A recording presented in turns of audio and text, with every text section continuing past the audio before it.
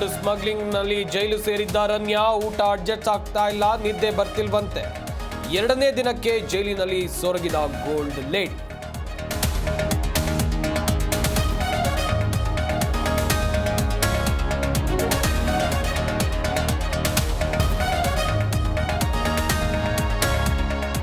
ಹಾವೇರಿಯಲ್ಲಿ ಮನಿ ಡಬ್ಲಿಂಗ್ ಹೆಸರಿನಲ್ಲಿ ಮಹಾ ವಂಚನೆ. ಮಹಿಳೆಗೆ 70 ಲಕ್ಷಕ್ಕೆ ಉಂಡೆನಾಮ ಹಾಕಿದ ಜೋಡಿ. ಆಡೂರು ಠಾಣೆಯಲ್ಲಿ ಸಂತ್ರಸ್ತೆ ದೂರು.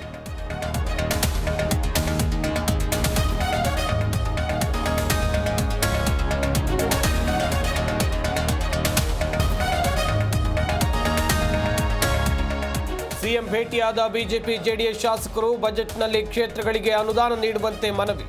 ವಿಪಕ್ಷ ನಾಯಕ ಆರ್ ಅಶೋಕ್ ನೇತೃತ್ವದಲ್ಲಿ ಭೇಟಿ.